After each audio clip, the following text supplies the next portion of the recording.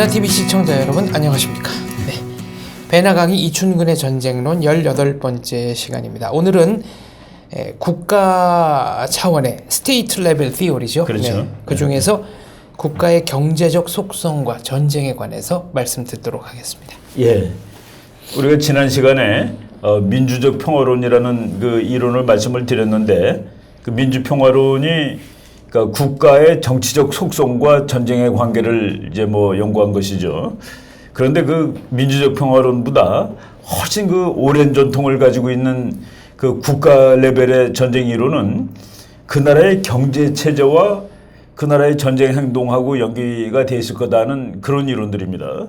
이거는 이제 크게 나누면은 그러니까 마르크시즘, 그러니까 마르크스주의적 이론이 있고 자유주의적 이론이 있습니다. 우리가 자유주의적 이론은 벌써 이미 그 앞부분에서 이제 여러 번 얘기를 했는데, 우리 장사를 합시다, 싸우지 말고. 그게 바로 자본주의 국가들. 네. 이런 나라들은 서로 돈 벌기 바빠가지고 전쟁 안 한다 이런 이거죠. 이게 바로 그 자유주의자들의 이론입니다.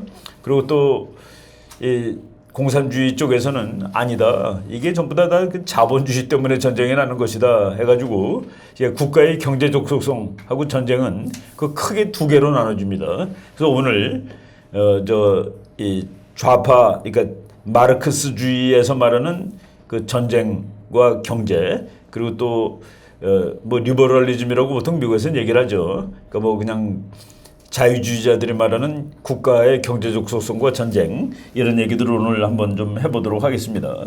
이게 좀 길이가 길기 때문에 그래서 그 앞부분에는 이제 경제와 전쟁에 관련된 그런 그 학설들이 많이 있으니까 그것들이 어떤 것들이 있다는 걸 대략적으로 설명을 하고, 그리고 18교시는 바로 그러니까 마르크스주의에서 말하는, 좌파에서 말하는 이론을 오늘 먼저 말씀을 드려보도록 하겠습니다. 여기에 이쪽 계열의 이론이 많은데, 머칸틸리즘이라는 거가 이제 제일 오래된 겁니다. 그 중상주의라고 번역하는데, 옛날에 국가들이 그 유럽 국가들이 대부분 중상주의입니다. 네, 르네상스 이후. 그렇죠. 네. 그렇죠. 그러니까 내가 돈을 많이 버는 게 중요하지. 그래가지고 수출은 많이 하고 수입은 조금 하고, 네. 금을 많이 가지고 있으려고 노력하고, 금이 많은 나라가 제일 부자다. 그래서 그 국가들이 전부 다 중상주의를 하다 보니까 전쟁이 나가나 말거나, 바로 중상주의라는 그 이론이 있습니다.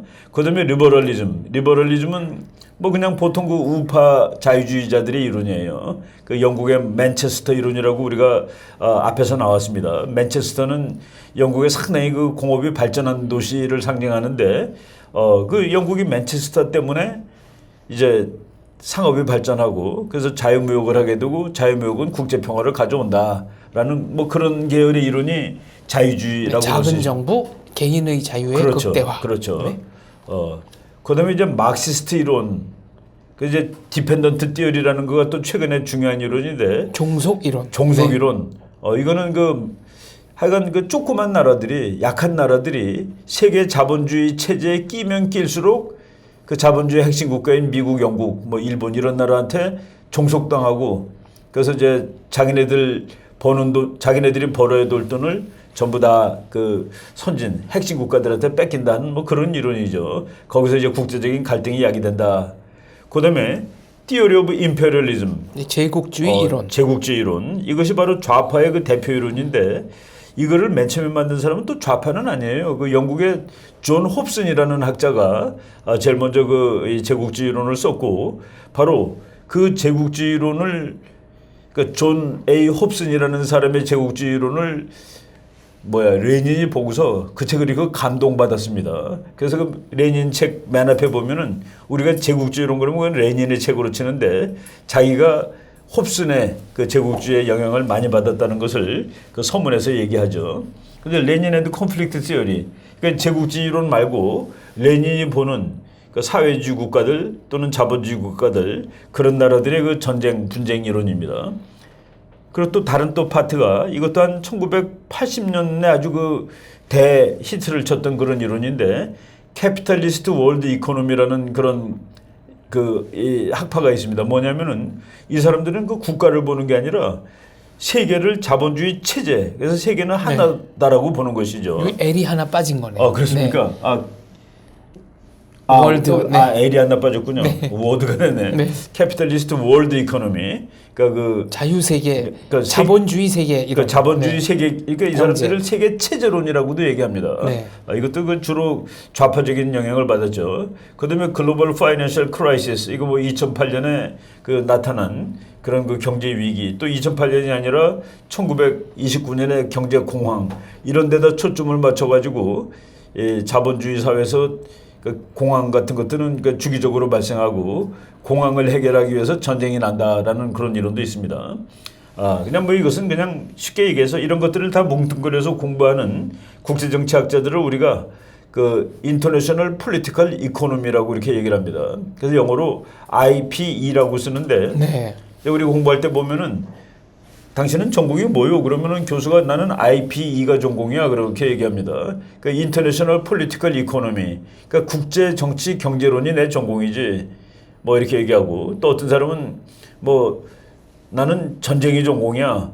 근데 그 전쟁이 전공이야에 해당되는 그 분류로 국제 정치 경제론이라는 것이 한 30년이나 됐나요? 그 이전에는 사실은 그 국제 정치학에서는 경제학을 좀 안 했습니다.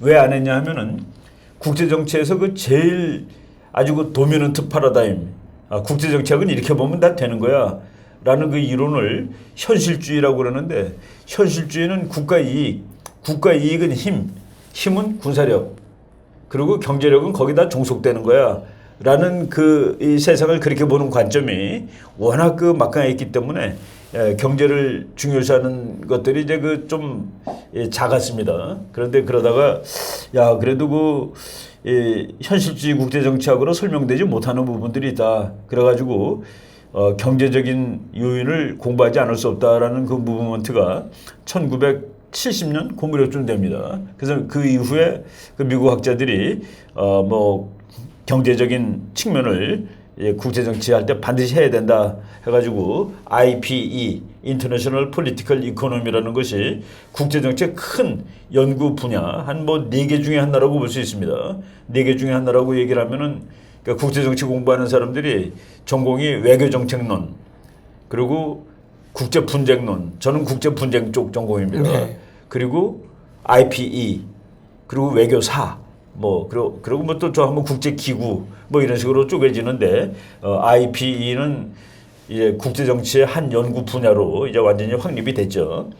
근데 이게 1940년대 학자가 제이콥 바이너라는 학자가 얘기를 하기를 파워 앤드 웰스, 그러니까 힘과 국부, 부는. 그러니까 힘과 부는 동전의 양측면이다. 이거는 같이 따라 있는 것이지 이것이 따로 떨어져 가지고는 분석이 될 수 없다라는 그런 주장을 했습니다.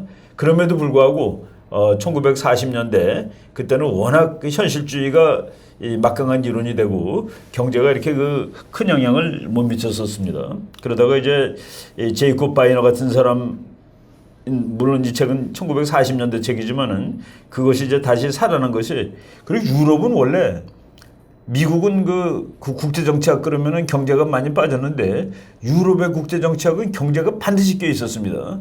그 유럽 사람들은 정치학을 아예 그 폴리티컬 이코노미라고도 얘기하고 그랬죠. 네. 그 영국이라든가 독일은 정치학이 어떻게 경제학하고 따로 떨어져서 존재할 수 있느냐 하는 한 몸이다. 한 몸이다. 근데 미국에서는 그놈이 다를 수 있다라고 그러다가 다시 이제 이 한 몸이 된 것이 그렇게 그 멀지 않습니다. 그 전제가 있어요. 그러니까 그 웰스하고 파워의 관계. 웰스는 파워의 기본이다. 그러니까 돈 없으면은 권력을 어떻게 행사하느냐는 그 얘기입니다. 국제적으로 봤을 때. 그래서 이것이 전제가 되고, 그리고 파워는 웰스를 얻는 본질적인 수단이다. 힘이 없으면 부도 얻을 수가 없다는 그런 얘기죠. 그리고 세 번째, 그 부와 권력은 모두 국가의 궁극적인 목표다. 이게 따로 어느 나라는 권력을 원하고 어느 나라는 부를 원하는 거는 이건 말이 안 된다. 이게 두 개가 같이 있는 거다는 그 얘기죠. 그리고 둘 사이는 장기적으로 조화롭다. 이게 이제 이 연구하는 전제입니다. 그 뭐냐면은 돈이 더 중요하냐? 국가 안보를 위해서는 돈을 좀 희생해도 되는 거 아니겠어? 그러니까 경제적 이익을 희생하더라도 국가 안보가 더 중요한 게 아니야? 라고 얘기할 수 있는데 그래서 이제 일부 어느 때에는 그 두 개 사이에서 갈등이 생길 수가 있다는 그런 얘기입니다. 그렇지만 궁극적으로 보면은 부와 권력은 상호 조화적이다. 상호 조화적이다. 이런 전제하에 국제 정치에서 반드시 경제적인 측면을 공부하자 하는 그런 무브먼트에서 이제 이 국가의 경제적 속성과 전쟁 이런 얘기가 나오는 겁니다. 유명한 논쟁 중에 하나가 건 앤드 버터, 건 vs 버터. 총이냐 버터냐 이게 이게 무지하게 유명한 논쟁이죠. 그러니까 어떤 나라가 국가 안보를 위해서 대포를 더 많이 사왔어요. 그러면 그런 나라는 역시 국민들이 생활 수준이 떨어지는 거죠. 나빠질 거다. 생활 수준이 좋게 하려고 버터를 더 많이 사온 나라는 또 안보에 문제가 생길 거다. 이거 무지하게 중요한 논쟁인데 그게 상호간 배타적인 것은 아니다가 이제 결국은 나중에 나온 이론입니다. 우리 이 통계학 공부하면서 건 버터 논쟁을 한번 맞나 틀리느냐를 해가지고 각국의 전부 데이터를 봤어요. 그래서 국방비를 많이 쓰는 나라의 그러니까 복지비 지출, 복지비를 많이 쓰는 나라의 국방비 지출 여기 어떤 상관관계가 있나? 그러니까 복지비가 많으면 국방비가 줄어든다. 국방비가 많으면 복지비가 줄어든다를 한번 찾아보려고 100몇 나라를 갖다 놓고 비교했는데 답이 뭔지 아세요? 상호간에 배타적인 것이 아니답니까? 복지비를 많이 쓰는 나라는 국방비도 많이 씁니다. 그러니까 참 황당한 거죠. 그러니까 서로 이렇게 트레이드 오프 관계에 있는 게 아니로군요. 그러니까 국방비를 많이 쓰는 나라는 복지비도 많이 쓰고 같이 올라가고 복지비가 적은 나라는 국방비도 같이 적어요. 내려가고. 그래서 우리가 이게 통계로 보니까 완전히 생각하고 다르구나 하는 그런 느낌을 우리 통계학 공부할 때 숙제를 이렇게 팀을 짜가지고 숙제를 주더라고요. 우리 팀이 받은 내가 이제 미국 학생들하고 이제 같이 팀이 돼서 자료를 조사했는데 우리 팀이 받은 건보터 논쟁을 통계학을 한번 증명해 보는 거예요. 그래서 그냥 가서 자료 다 찾았습니다. 근데 보니까 그게 상관관계가 없어. 서로 대칭하는 게 아니에요. 그러니까 잘 사는 나라는 힘도 세고 복지도 많다는 그 얘기가 되는 것이죠. 그래서 이제 이런 전제하에 우리가 바로 국제 경제를 강조해야 되는 그런 사람들이 나오는데 아담 스미스 우리 이 사람 다 알죠. 아담 스미스는 자유주의 경제학이 아주 뭡니까 이 사람이 획을 긋은 사람인데 아담 스미스 태도죠. 네, 국부론. 네. 아담 스미스의 국부론이 나온 것이 1776년이에요. 그러니까 1776년에 국부론이 나오고 그리고 1776년에 미국 독립선언서가 나옵니다. 그래서 미국 독립선언서는 인간 역사에서 처음으로 정치적 자유의 혁명이죠. 그러니까 왕이 없는 첫 번째 나라를 미국이 만든 겁니다. 그리고 아담 스미스가 국가가 경제에 개입하지 말라라는 하나의 뭐라 그럴까 매니페스토라고 하기는 그렇지만은 책이 워낙 두꺼우니까 하여간 그냥 놔두면은 그러니까 경제적 자유를 주면은 인간은 부자가 될 수 있다는데 그 두 개가 우연히 1776년입니다. 그래서 미국 사람들은 76이라는 숫자를 자유의 상징으로 치죠. 경제적인 자유, 정치적인 자유. 그래서 1776이라는 걸 미국 사람들이 아주 좋아하는데 조금 옆으로 세면은 요번에 9.11 때 무너지고 그리고 요번에 빌딩을 새로 지었습니다. 새로 지은 빌딩의 높이가 1776피트입니다. 그러니까 1776은 자유를 상징한다고 그래가지고 높이를 미국이 1776년에 독립했다라는 기념도 되고 그리고 아담 스미스의 국부론이 나온 해도 1776이고 그래서 닉슨 대통령은 아예 자기 비행기의 이름을 Spirit of 76, 76의 정신, 그러니까 자유의 정신이란 그런 뜻이죠. 그렇게 해줬었습니다. 데이비드 리카도 이 사람도 이제 독일의 자유주의 경제학자인데 데이비드 리카도 그리고 리차드 콥덴, 존 스튜어트 밀 이런 사람들이 전부 자유무역은 이 사람들이 전부 다 자유무역은 평화의 보장장치다. 국가들이 자유무역을 하게 되면은 전쟁은 나지 않는다. 무역하는 나라들끼리. 여기서 그 재미있는 또 에러가 발견됐는데 무역하면서 전쟁 중에도 무역합니다. 국가들이. 그것도 참 의외였습니다. 네. 그것도 우리 정말 이 팩트를 찾아보면은 우리의 발상을 막 막 다 뒤엎는 것들이 있는데 전쟁하는 국가들이 심지어는 전략 물자도 서로 팔고 사고 그래요. 그거는 참 믿기 이해가 안 어려운 가는 일입니다. 거죠. 믿기 네. 어려운 일들이 있는데 그래서 그 전쟁할 때는 무역 같은 게 다 끊어지지 않겠나 그랬는데 그렇지 않고 무역이 계속된다는 사실을 그래서 War and Trade라는 책 뭐 이런 것들을 미국 학자들이 연구를 해놨는데 거기 보면은 도무지 상상하고 다른 그런 그 예외적인 그 팩트가 나옵니다. 근데 하여간 이 사람들은 그러니까 자유무역은 그러니까 평화의 그 개런터 그러니까 자유무역을 하기 때문에 평화가 온다라고 얘기하죠.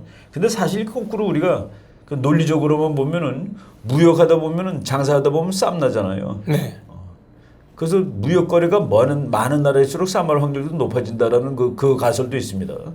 근데 그 가설이 사무엘 헌팅턴이라는 사람이 확인을 한 거예요. 그러니까 유럽이 1차 대전 날 때 국가들의 경제 상호 의존도가 제일 높았을 때입니다. 그러니까 자유무역을 해가지고 자유무역을 하니까 경제 상호 의존도가 제일 높아지잖아요. 그죠?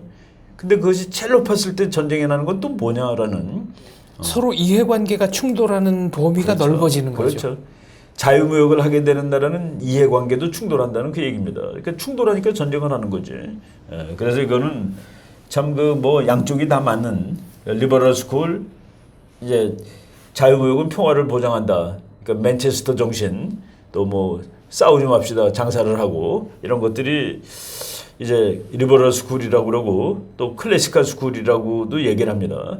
바로 이런 것들을 가정으로 깔고서 지난 3, 40년 동안 그 정치경제학의 미국의 이제 국제정치학의 정치경제학이라는 그 이제 필드 그러니까 하나의 분야가 생기는 것이죠. 그 이 사람들은 그 분야가 생기는 것은 그 당시 미국 국제정치학을 압도하던 현실주의가 설명할 수 없는 것을 우리는 한번 설명을 해보겠다는 뭐 그런 거라고 보시면 되겠습니다. 그러고서 이제 우리가 오늘 뭐 18교시는 그저 마르크시즘, 그러니까 마르크스주의의 그 경제 이론을 얘기하는 건데 마르크스주의가 전쟁론에 대해서는 상당히 맥을 못 씁니다. 그러니까 마르크스주의가 그 적용이 안 되는 데가 없잖아요. 그렇죠. 마르크스주의는 뭐 사회 문제, 문제, 뭐 하여간 별 문제에 마르크스가 다 끼는데, 그러니까 마르크스가 심지어는 예술에도 마르크스주의가 다 들어가죠. 뭐 사회주의적 사실주의 이론도 그렇죠. 있고. 네.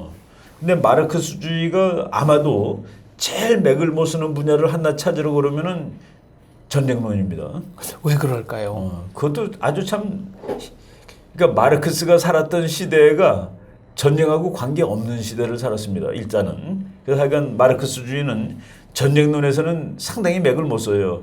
그리고 마르크스주의의 기본 이론은 전쟁론이 아니라 혁명론입니다. 전쟁은 뭡니까? 국가와 국가 사이의 관계고 혁명론은 국내 정치입니다. 네. 국내 정치에서 국가를 전복하자. 국가를 전복하는 거죠.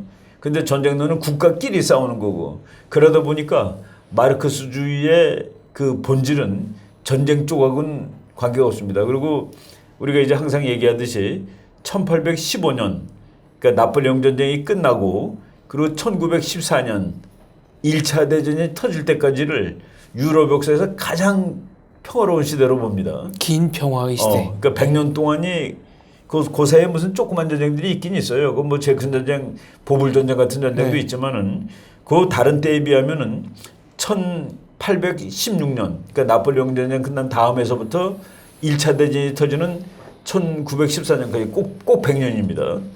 요 기간 동안이 무지하게 평화로웠는데 바로 막스가 살았던 시기가 그런 시기다. 그래서 유럽에서 이제 국가 간의 전쟁보다는 근데 이제 1848년 뭐 1830년 그때 유럽에서 그 왕정이 막 쓰러지고 그럴 때 아닙니까? 그래서 마르크스주의는 국제 정치 이론이 아니라 국내 정치 그리고 혁명론이다라는 점에서 마르크스가 그 전쟁 연구에 기여한 바는 상대적으로 좀 적다라고 이렇게 얘기를 할 수가 있습니다. 그리고 마르크스의 분석 단위는 국가라기보다도 계급이니까 그러니까 계급하고 국가는 좀 다르죠. 그렇죠. 네. 그래서 예, 우리가 국가를 부속 단위로 다루는 국제정치학 또는 전쟁론에서 마르크시즘이 뭐 전혀 얘를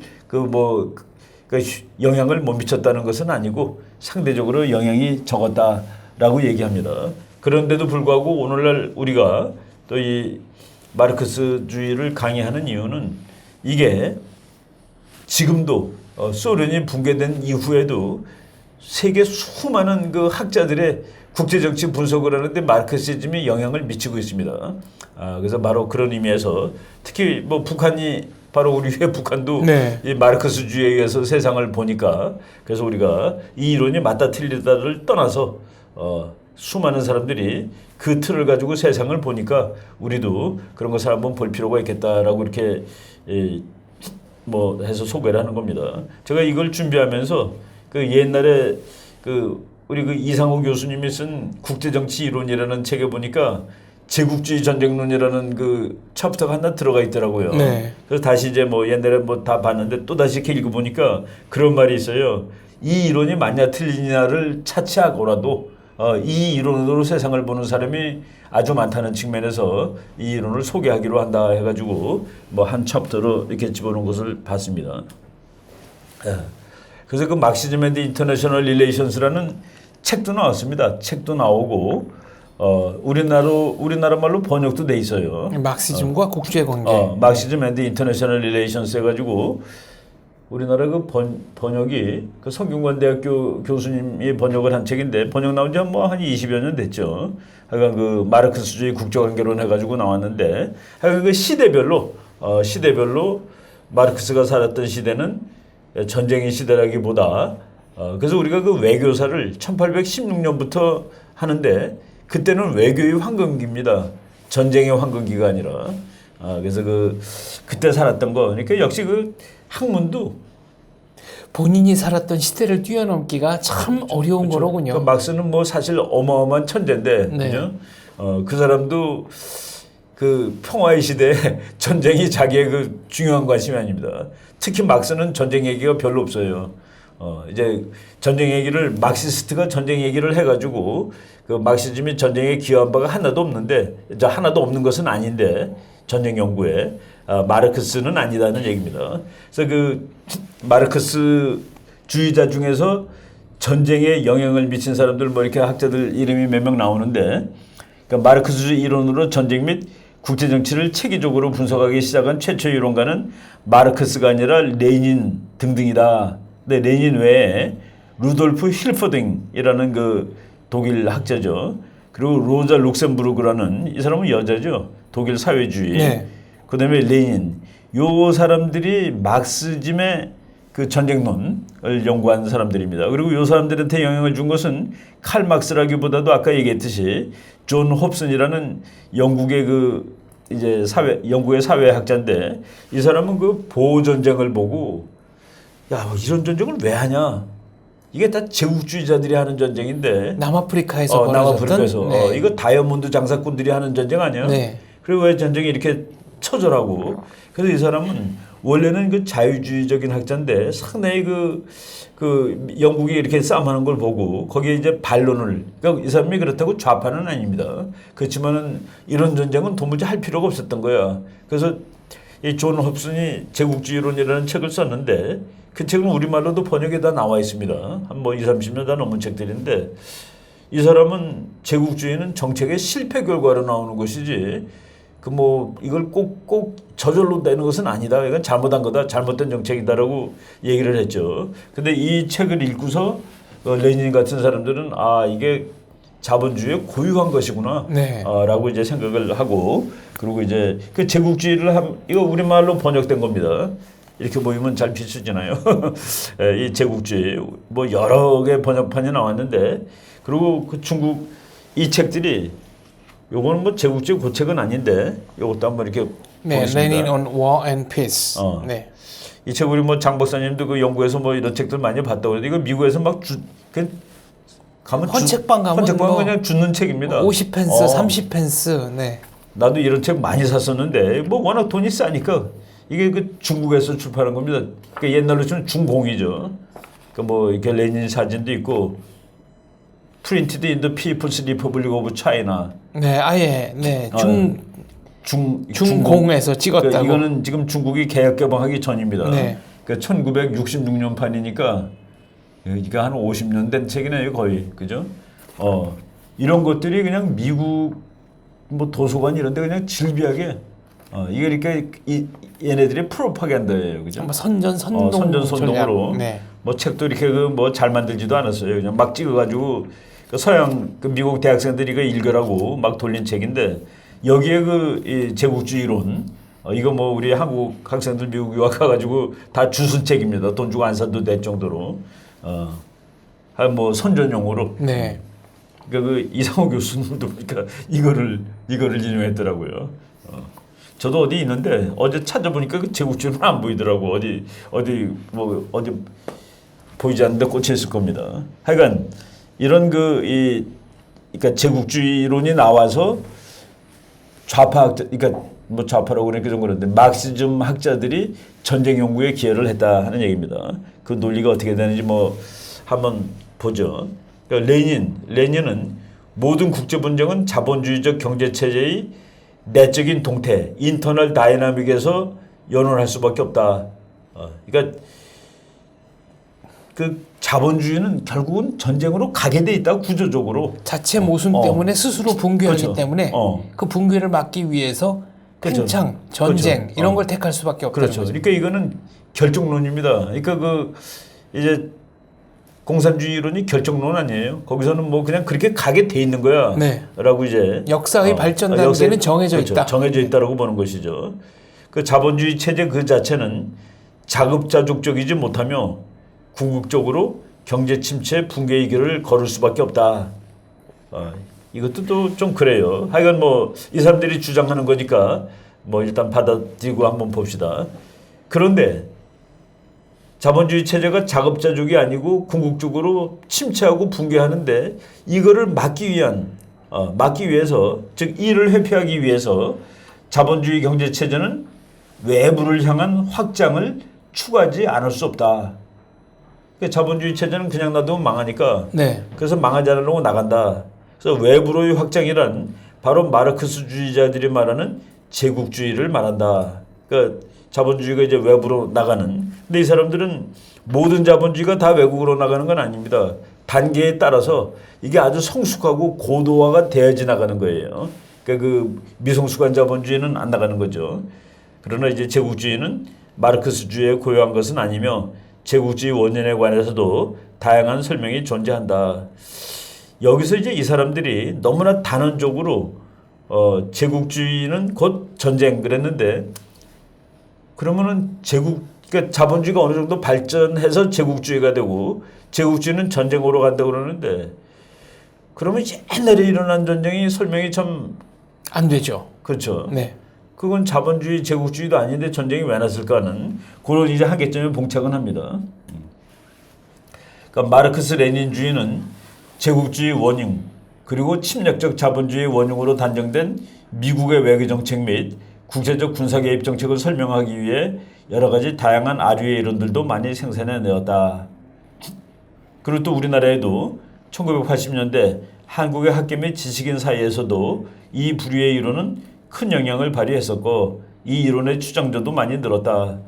우리 여기서 그 대학원 다니고 그때 그 종속 이론이 대유행을 했습니다. 네, 남미에서부터 시작이 된. 그 네. 남미에서. 근데 그 종속 이론의 원산지가 대학으로 치면 어느 대학인 줄 아세요? 남미에 있는 대학입니까? 예일 대학입니다. 미국에 있는 예일대. 네. 이거 그래도 재미있는데 하여간 이 남미 학자들이 예일 대학 와서 박사 논문 쓴 거예요.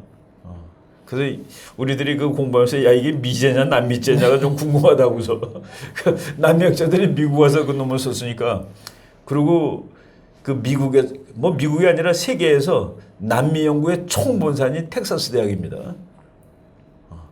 아무래도 뭐 연구 인력, 연구비. 네. 그 텍사스 대학에 그 일라스라는 거가 있었는데 네. Institute for Latin American Studies 그래서 ILAS 일라스의 남미 학생들이 전부 거기 공부하러 옵니다. 그러니까 그 사람들이 와가지고 너네 남미 학생들이 왜 여기 공부하러 오냐 그러면은 자료가 여기가 제일 많다는 거예요. 남미를 가장 객관적으로 볼 수 있는 곳이기도 하죠. 그렇죠.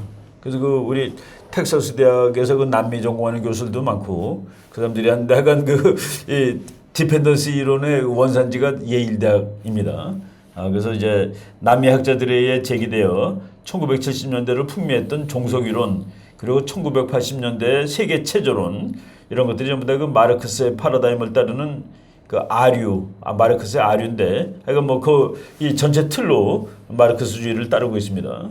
이들은 물론 제국주의와 전쟁의 관계를 직접 논하기보다는 자본주의에서 연호할 수밖에 없는 제국주의는 제3세계의 빈곤의 본질적 원인이라는 사실을 주장하는 데 힘썼다. 이거는 그 전쟁까지 직접까지는 않습니다. 네. 국제정치 현상을 설명하는데 근데 하여간 우리 레닌의 제국주의로는 그 전쟁을 설명하고 있는 것이죠. 결국 마르크시즘의 본질은 경제적 원인 때문에 국가가 전쟁을 한다는 그렇죠. 거 아닙니까? 그렇죠. 그러니까 경제적인 원인 그거를 단일은 아닐지라도 그것이 가장 큰 원인이라는 얘기예요. 그러니까 이 사람들은 유물론자니까 그 우리의 그 모든 행동이라든가 이것을 결정하는 것은 다 돈과 관련돼 있다 하는 그런 얘기죠. 어떻게 생각하세요? 우리 장 박사님 커뮤니스트 매니페스토 읽어봤지 당연히. 네, 근데 굉장히 지루했습니다. 몇 살 때 읽었어요? 그건 20대 중반에 봤던 것 같은데요. 나는 그 29살 때 공산당 선언을 읽었습니다. 네. 내가 미국을 유학 갔을 때가 29인데 가가지고 학교 앞에 공산당 선언이 있어가지고 조금 약간 좀 황당하더라고요. 그게 금서였죠. 우리나라에서는 금서죠. 금서였다가 육공화국 노태우 대통령 당선 이후에 해금이 돼서 해금됐었습니까? 그때 유행이었죠. 뭐 공산당 선언, 자본론 이런 걸 읽는 게. 그래서 내가 그 공산당 선언을 값도 79전밖에 안 해요. 79센트. 네. 그러니까 뭐 한 800원 그 당시 돈으로 그거를 사다가 남이 볼까봐 이렇게 숨어서 읽었습니다. 그때는 그러니까 한국에서 미국 갔는데도 그게 떨리는 거야. 숨어서 읽었는데 우리 그 한국에서 공부할 때 우리 그 교수님이 수업 시간에 그걸 들고 왔어요. 공산당 선언이야. 그래서 너네들 한 번씩 만져봐. 그리고 한 번씩 이렇게 만져봤습니다. 속은 펴보지 말고 이거 들고 있으면 잡혀갔으니까 지나가다 경찰들이 가방 뒤져보고서 너 이런 책 들고 가면 그냥 그대로 경찰서 끌려가고 그러던 시절이 있었습니다. 근데 그때 우리 장 박사 그 뭐 보링 재미없게 봤다는데 저도 네. 보고서 뭘 이걸 가지고 세상에 흥분한다는 그런 그 의문점이 생기더라고. 흥분이 되는 게 아니라. 나중에 그 얘기했더니 너무 늦게 봐서 그러더라고. 20대 초반에 봤어야 되는 거. 19살 때 봤어야 되는데 30살이 다 돼서 봤으니까 흥분이 안 되지라고 얘기를 했는데 하여간 마르크스주의는 경제적 결정론 모든 것을 이제 경제에다 갖다 모든 것을 경제에다 갖다 이제 맞춰보는 것이죠. 예, 이게 지금 아까 말한 그 마르크스주의와 국제관계론 김성주 교수, 성균관대학 교수입니다. 지금 그 책에서도 이제 다시 강조하는 거가 마르크스주의는 국제정책 이론에 관한 한 공헌한 바가 별로 없다. 그리고 국제관계 그 자체에 대한 큰 관심이 없었다. 그래서 국제관계를 설명하기 위한 이론을 뚜렷하게 제시하지도 않았다. 제가 말씀드린 걸 다시 한번 반복을 한 겁니다. 이거 이제 번역판도 나와 있고 지금 뭐 있는지는 모르겠습니다만은 하여간 이것도 우리 한때 아주 대유행했던 그런 책입니다. 전 세계 모든 나라를 공산주의 국가로 만들어서 세계 단일 정부를 꿈꿨죠. 그렇죠. 네. 그러니까 세계 전체를 공산혁명하는 게 소련의 꿈이고 그걸 막은 게 또 미국이고 네.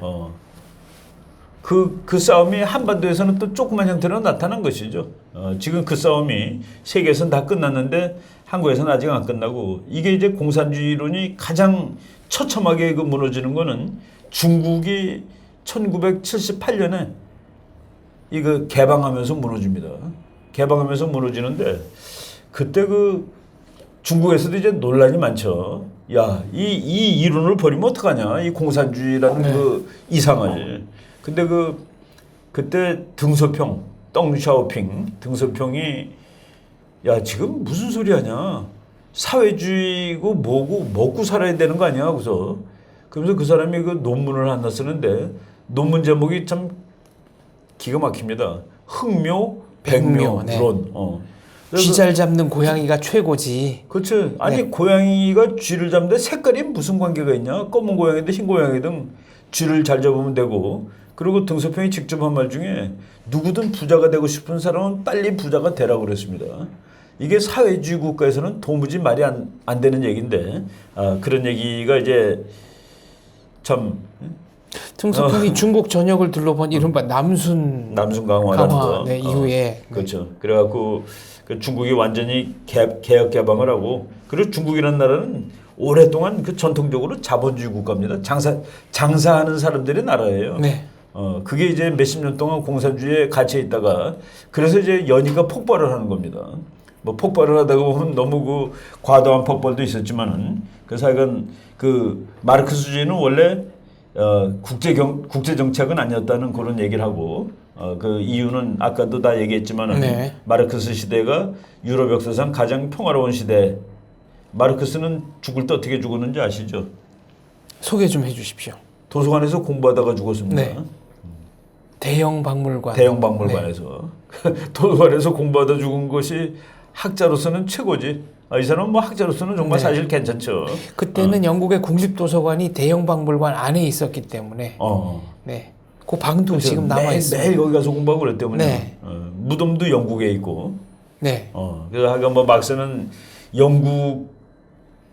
영국의 산물인데 그러니까 막스가 영국 가가지고 영국을 공부한 거 뭡니까? 이 가장 자본주의가 발달한 나라가 결국은 자본주의가 제일 먼저 붕괴하고 혁명이 나고 공산주의 사회로 간다는 건데 그걸 보러 이제 영국 가서 공부를 했고 영국에서 이제 살다가 죽었습니다. 근데 우리 어떤 교수님도 자기가 자기 조교들이 와서 자기 부인한테 교수님이 한 페이지만 계속 보고 계시나요? 그런 게 자기가 죽는 날이래. 교수가 책 한 페이지만 계속 보고 있으면 네. 그날이 자기가 죽는 날이라고. 뭐 아주 참 공부 대단히 잘하시는 교수님이 이렇게 그 농담반 진담반으로 말씀한 그런 거가 있습니다. 페이지가 넘어가지 않는다. 네. 교수님이 한 페이지만 계속 보고 계세요 하는.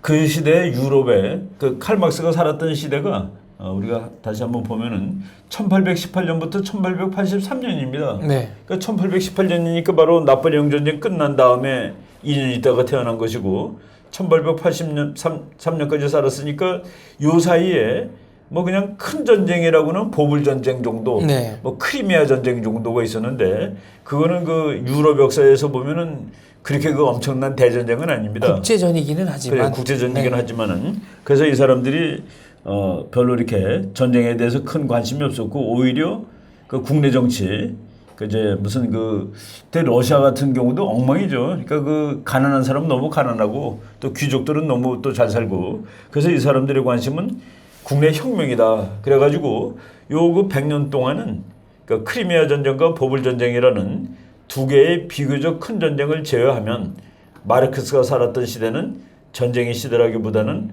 오히려 혁명의 시대라고 불리는 편이 더 좋았다. 러시아 같은 경우는 농장에 소속된 사람들은 농장과 같이 이렇게 판매되는 그야말로 농노였으니까요. 농노죠. 네. 그렇죠. 거주 이전의 자유 이런 거 없고. 그렇죠. 네. 그리고 1830년, 1848년, 1848년이 바로 공산당 선언이 나온 해죠. 그때 그 엥겔스하고 마르크스가 이제 둘이 같이 썼는데 유럽의 거의 전 지역이 혁명의 열정에 의해 몸살을 앓았던 해였으며 마르크스의 관심은 자연히 국제관계보다는 보수 반동의 왕정 및 재정 타파라는 국내적인 혁명의 분석에 집중되어 있었다. 글자 그대로 공산주의라는 유령이 유럽을 대륙을 배회하고 있다라고 배회하고 얘기했습니다. 있던 그리고 또 그런 이미 시대입니다. 이미 제가 얘기했지만은 막시즘은 그 전쟁론은 국가를 상징하지 않으면 전쟁론이 성립을 안 합니다. 네. 근데 이 사람들은 국가라기보다도 계급을 세상을 보는 단위죠. 여기서도 또 재밌는 그 뭐랄까 이 사람들이 계급을 보다 보니까 그러니까 지금 틀리는 거가 나옵니다. 뭐냐면은 세계의 노동자여 단결하라. 피는 물보다 진하다. 그러니까 피는 물보다 진하다는 이 사람들의 이론이 틀렸다는 소리예요. 네. 그러니까 물이라는 거가 이데올로기인데 그러니까 독일의 노동자들이 독일 편이 아니라 그 소련 편을 들 줄 알았는데 그 1차 대전이나 2차 대전 때 독일의 노동자들도 전부 독일 편을 들더라는 얘기입니다. 그 제국주의 독일을 거기서 그 피는 물보다 진하다라는 얘기가 나오죠. 그러니까 민족이 계급보다 더 앞서는 개념이다는. 근데 하여간 뭐 마르크스 분석단위는 국가는 아닙니다. 그래서 계급이기 때문에 국가를 분석으로 하는 전쟁 연구에 조금 그 영향을 못 미쳤다는 그런 얘기죠. 이것도 뭐 다 그런 얘기입니다. 마르크스는 민족 국가라는 개념의 영속성을 부인하며 우리는 민족은 영원하다, 국가는 영원하다라는 게 그 자유주의자들이 항상 쓰는 말입니다. 근데 마르크스주의에는 국가는 소멸되는 거다. 소멸되고 그래서 국제정치학하고 막시즘을 이렇게 갖다 잘 껴맞추기가 좀 난감합니다. 그런 몇 가지 콘셉트에서 서로 그 충돌이 나타나는 것이죠.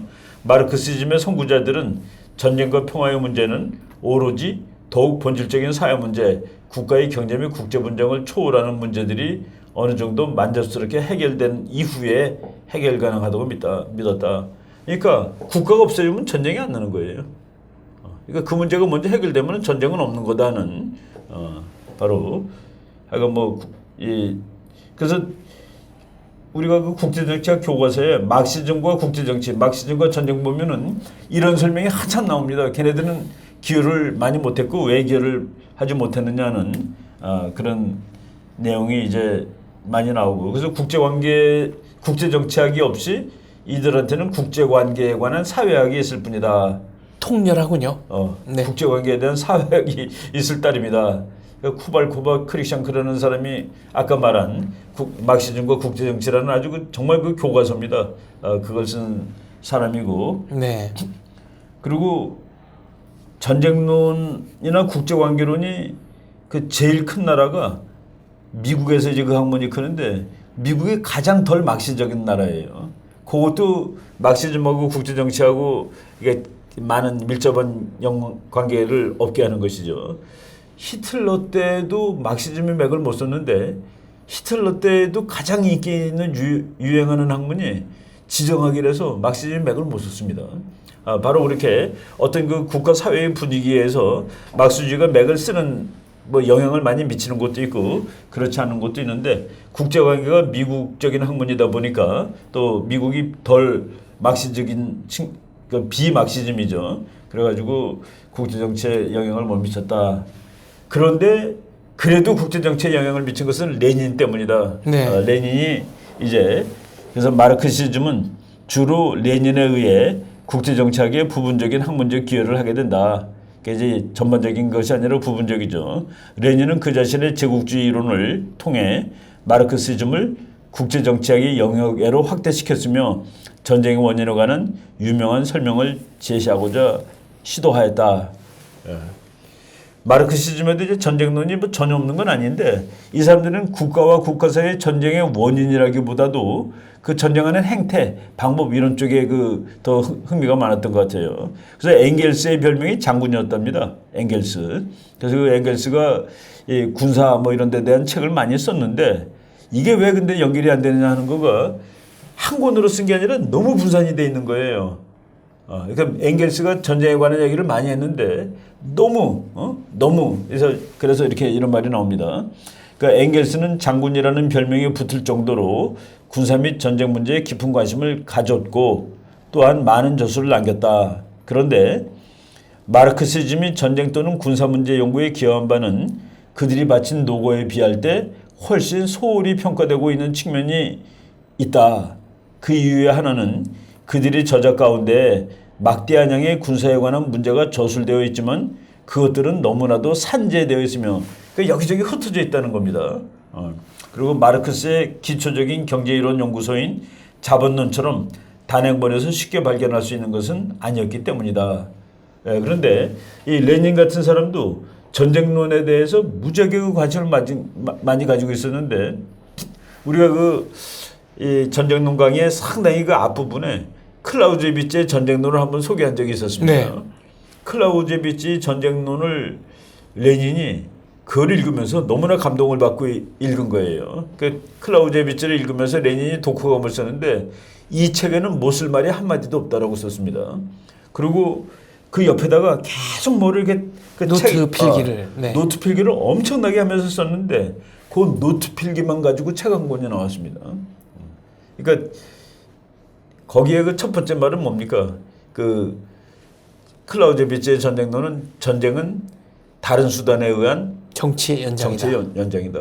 그래서 전쟁이라는 거 전쟁을 유용한 도구로 보는 겁니다. 네. 그래서 그 막시스트한테는 전쟁은 하나의 도구예요. 그게 무슨 뭐 이건 사용하면 안 되는 도덕적 그런 이 불편함이 없는 그래서 국가 정치의 도구 중에 하나다라고 이제 얘기를 하고 있죠.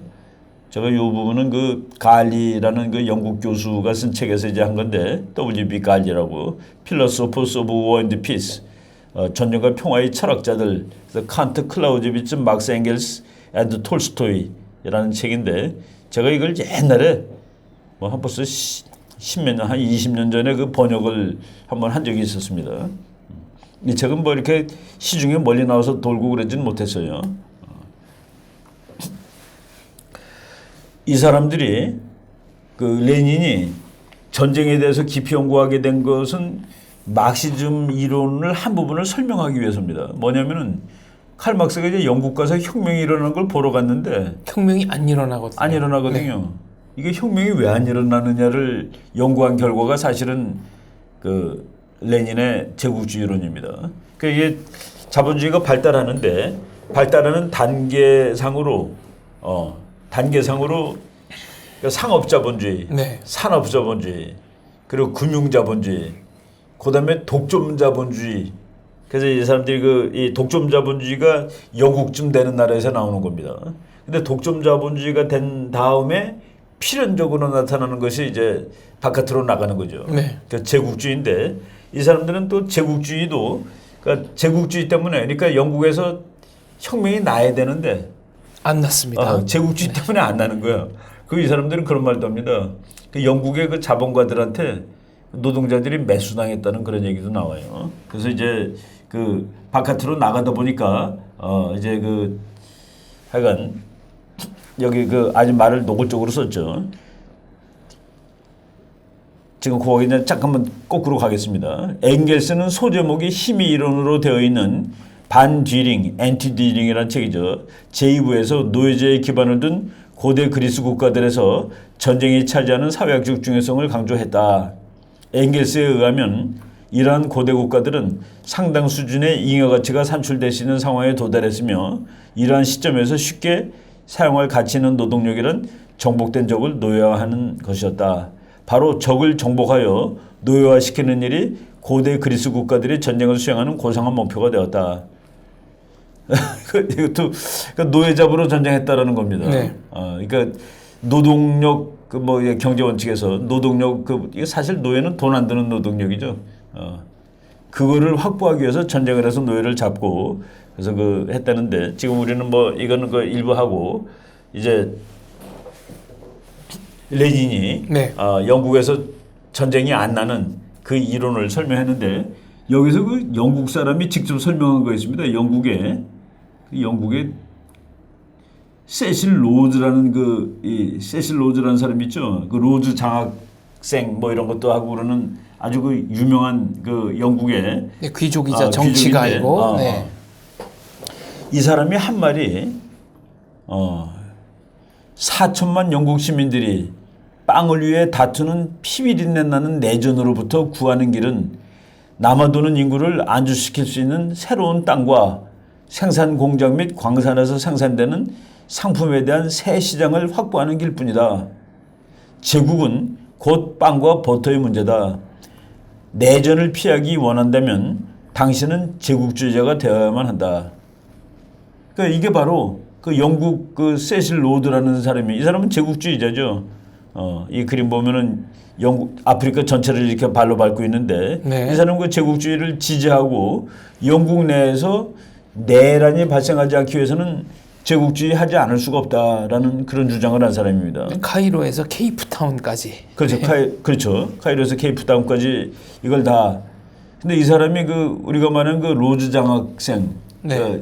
이 옥스퍼드 대학에 2년 공부시키는 거. 빌 클린턴 대통령도 그렇죠. 빌 클린턴도 거기 하고 그 미국의 수재들이 거기 갔다 온 사람이 많습니다. 근데 하여간 이 사람이 그 뭐 유명한 그 제국주의자인데 바로 제국주의는 혁명을 피하기 위해서 그 영국 내에서 내란이 나는 걸 피하기 위해서 그래서 바로 여기에서 힌트를 얻어가지고 레닌은 영국이 제국주의를 했기 때문에 혁명을 모면할 수 있었다. 근데 여기까지만 하더라도 이제 전쟁이 난다는 거는 지금 나오질 않고 있습니다. 그런데 그럼 전쟁은 제국주의가 전쟁을 하는 건 뭐냐? 여기서 이제 레닌이 그러니까 좀 설명했습니다. 독점 자본주의가 제국주의를 야기하며 이를 자본주의의 최후 단계로 봤다. 그러니까 이제 그러니까 독점 자본주의를 최고로 보고 여기서 제국주의가 나오는데 그러나 제국주의는 그 자체로 전쟁의 원인은 되지 않는다. 무주의 식민지가 남아있는 동안 전쟁은 발발하지 않는다. 이겁니다. 그러니까 먹을 땅이 남아 있는 동안 먹을 땅이 남아있는 네. 동안에는 전쟁은 발발하지 않는다는 그런 얘기예요. 그러나 더 이상 무주의 식민지가 남아있지 않을 경우 제국주의가 가능하기 위해서는 식민지의 재분할이 필연적으로 야기되어야 한다. 그러니까 지금 영국이나 프랑스가 가서 식민지를 다 가진 거예요. 근데 이제 식민지가 서로 남아있을 때는 서로 싸움하지 않습니다. 식민지를 차지하느라고. 그런데 식민지가 없어졌을 때 그리고 이제 새로 나오는 나라들 독일 이미 보니까 다 영국이나 프랑스가 다 가지고 왔다는 그 얘기죠. 그래서 식민지를 놓아갖자 재분할하자. 그래서 식민지 재분할을 하는 그것이 제국주의 전쟁을 야기시키는.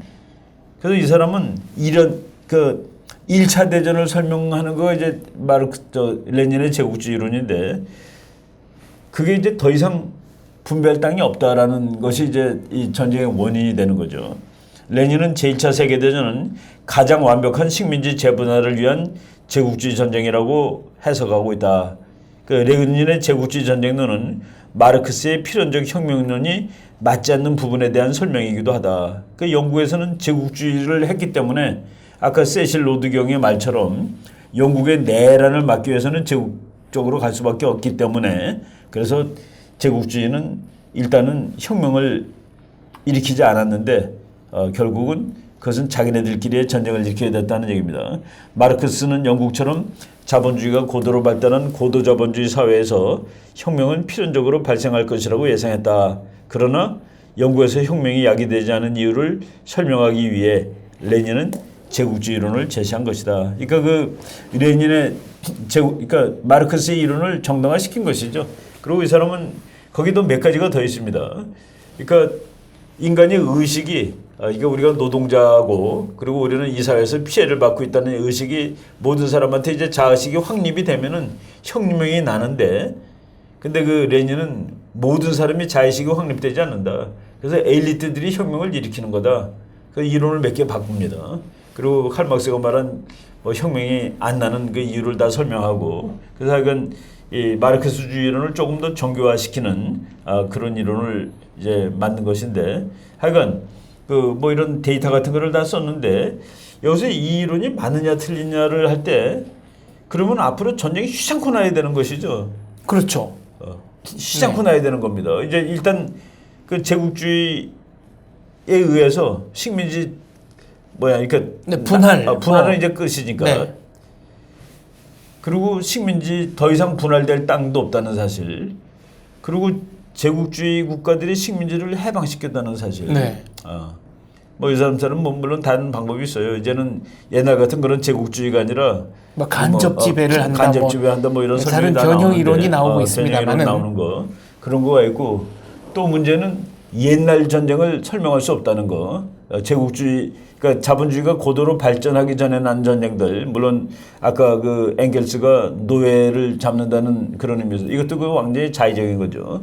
그리고 이거를 제일 그 통렬하게 비판하는 사람 중에 하나가 케네스 월츠인데 케네스 월츠는 시스템을 봐야 된다고 그런 사람인데 시장을 설명하기 위해서 회사를 설명하고 있다라고 비판을 합니다. 시장의 그 모습을 설명하기 위해서 거기 구성되어 있는 회사들을 분석하고 있는 건 말이 안 된다. 네. 그 사람들 간에 그 회사들 간에 상호작용을 검토를 해야지. 그 회사의 속성을 봐가지고 어떻게 그 시장 이론하고 회사 이론은 다르다는 그런 식으로 이제 그러니까 환원주의라는 말을 써서 이제 비판을 하는데 그러니까 전부 다 그 어떤 그 사람 탓이야, 그 나라 탓이야 하는 그걸 이제 환원주의라고 그러는데 뭐든지 글로 가는 겁니다. 네. 뭐든지 다 글로 가는 것이죠. 그래서 그거는 설명하는데 한도가 있다라고 이렇게 보는 그 비판은 있습니다. 그리고 이거는 이거 보면은 이렇게 이 정격이 과학적이진 않아요. 이제 이 사람은 물론 그 학자는 아니니까 이제 그리고 이 사람들의 책은 전부 다 보면은 이런 책들 보면은 이렇게 정교한 학술적인 서적이라기보다 조금 그 선동적입니다. 이성보다는 감성에 호소하는 그러니까 선동적이고 면이 강하죠. 뭐 공격적이고 네. 그냥 주장을 세게 그냥 하는데 왜 그 주장이 맞다는 거는 이렇게 학술적으로 이렇게 논리적으로 나와 있지는 않은 편이에요. 바로 그런 점 때문에 지식인들이 공산주의에 매혹됐다는 얘기도 있습니다. 왜냐하면 공산주의를 사이비 종교라고 한다면 지식인들에게 사이비 종교의 경전을 해석할 수 있는 해석권 그렇죠. 그리고 사제 계급에 해당하는 말하자면 네, 일종의 그 타이틀을 줬기 때문에 지식인들이 그렇게 공산주의에 매혹됐다는 거죠. 그렇죠. 지식인들이 매혹되고 그리고 이제 젊은이들이 매혹되고 네. 이 책이 보니까 이 뭐 레닌이라든가 막스 책 보면은 요거는 그러니까 이 뇌에 호소하지 않습니다. 그러니까 하트 마음에 호소를 해요. 그래서 그 어린 사람들이 보면은 네. 젊은 사람들이 보면 이제 마음이 동할 수 있습니다. 그 열정이니까 감성이고 그러니까. 그래서 그런 말이 있죠. 누가 얘기했? 영국 사람인데 그만한 사람이 젊었을 때 마르크시스트가 아닌 사람은 심장이 없는 사람이고 네. 30살이 넘어서도 마르크시스트인 사람은 두뇌가 없는 사람, 뇌가 없는 사람이라고 그렇게 얘기한 적이 있는데 네. 지금 뭐 하여간 그 경제적인 그 측면에서 우리가 뭐 한번 이것도 공부하려면 뭐 어마어마하게 많습니다. 책도 뭐 몇천 권 되고 네. 그래서 우리가 그냥 맛배기로 이 마르크스주의 전쟁론 그 1차 대전을 주로 설명하고 주로 이거는 1차 대전 1차 대전이 한참 진행되고 있을 네. 때 스위스에서 쓴 책이에요. 그러니까 이 사람을 또 어떤 사람은 너는 그 전쟁 소리도 안 들리는 데서 그냥 그 탁상 공론했다라고 비판하는 사람도 있습니다. 스위스 바젤에서 그렇죠. 네. 그렇죠. 그럼에도 불구하고 이 이론이 그러니까 마르크시즘이 국제 정치에 기여를 많이 안 했음에도 불구하고 마르크시즘과 국제 정치학을 연결시키고 전쟁론을 연결시킨 그런 그 분야가 제국주의론이라고 말할 수 있겠다라는 그 말씀을 드리겠습니다. 알겠습니다. 배나강의 18번째 시간 이춘근의 전쟁론. 오늘은 국가의 경제적 속성과 전쟁 가운데 마르크스주의의 전쟁론 살펴봤습니다. 다음 시간에는 국가의 지리적 아니 그러니까 마르크스주의적이 아니고 네. 자유주의적 자유주의적 네. 국가의 경제적 속성과 전쟁 가운데 이제 우익적 관점에서 바라본 전쟁론 그렇죠. 얘기 들려드리겠습니다. 시청해 주셔서 감사합니다. 네.